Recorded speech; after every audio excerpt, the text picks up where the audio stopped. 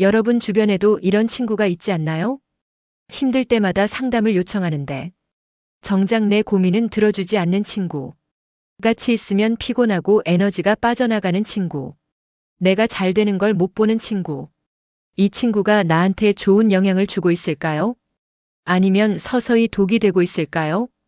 오늘은 인간관계에서 조심해야 할, 즉 독이 되는 친구 유형 5가지를 이야기해 보겠습니다.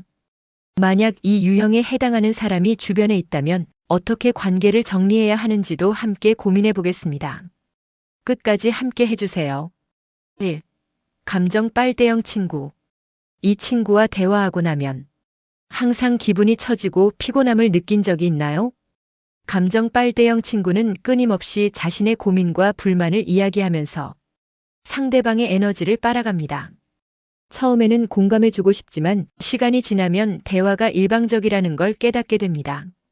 이들의 특징은 다음과 같습니다. 늘 고민 상담을 요청하지만 정작 내 이야기는 관심 없어 함. 부정적인 감정을 계속해서 퍼뜨리고 상대의 감정을 소비함. 듣고 나면 기분이 무거워지고 감정적으로 소진됨. 조언을 해줘도 같은 고민을 반복적으로 이야기함. 이런 친구와의 관계를 지속하면 나 자신도 지치고 부정적인 영향을 받을 수 있습니다. 적당한 선을 긋고 필요할 때는 대화를 피하는 것이 중요합니다. 때로는 나도 요즘 힘든 일이 있어서 내 이야기를 계속 듣기가 어려워라고 솔직하게 말하는 것도 방법입니다. 2. 경쟁 의식이 강한 친구. 친구라는 이름으로 함께하는데 유독 경쟁심을 느끼게 만드는 사람이 있습니다. 내가 좋은 일이 있을 때 진심으로 축하해주는 게 아니라 미묘하게 신경전을 벌이거나 은근히 자신과 비교하는 태도를 보이는 친구 말입니다. 이들의 특징은 다음과 같습니다. 내가 잘 되면 시기하거나 견제하는 태도를 보임. 본인과 비교하며 마치 경쟁하는 듯한 태도를 유지함. 은근한 비꼬기나 깎아내리는 발언을 자주 함. 나보다 더 나은 성취를 이루려 하며 상대적으로 우위를 점하려 함.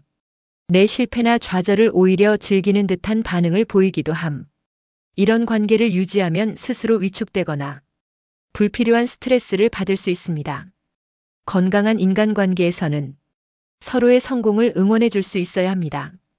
경쟁심이 강한 친구와의 관계가 지속적으로 불편하다면 거리 두기를 고민해 보세요. 3. 필요할 때만 연락하는 친구. 평소에는 연락도 없다가 필요할 때만 연락하는 친구가 있습니다. 심지어 부탁을 들어주고 나면 다시 연락이 뚝 끊기곤 합니다. 이런 관계는 일방적인 관계이며 상대가 나를 진정한 친구로 여기지 않을 가능성이 큽니다.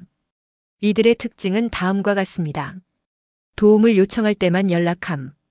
평소에는 무관심하다가 필요할 때만 다정하게 대함.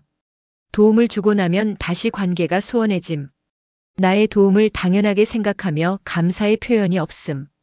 이런 친구에게 매번 응해주다 보면 나만 손해를 보게 됩니다. 관계를 유지할 가치가 있는지 스스로 판단해야 합니다.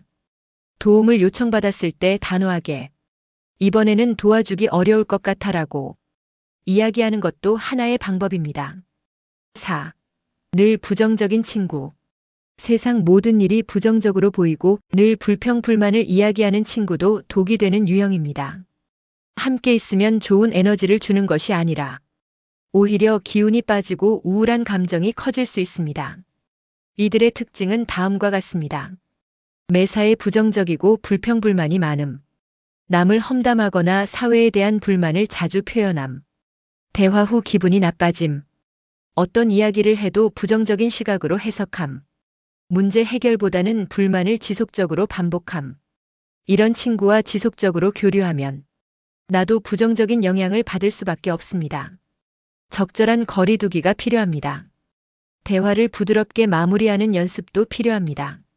너무 부정적인 이야기만 하면 나도 기분이 가라앉아. 좋은 얘기도 나눌 수 있으면 좋겠어라고 이야기해 보는 것도 방법입니다. 5.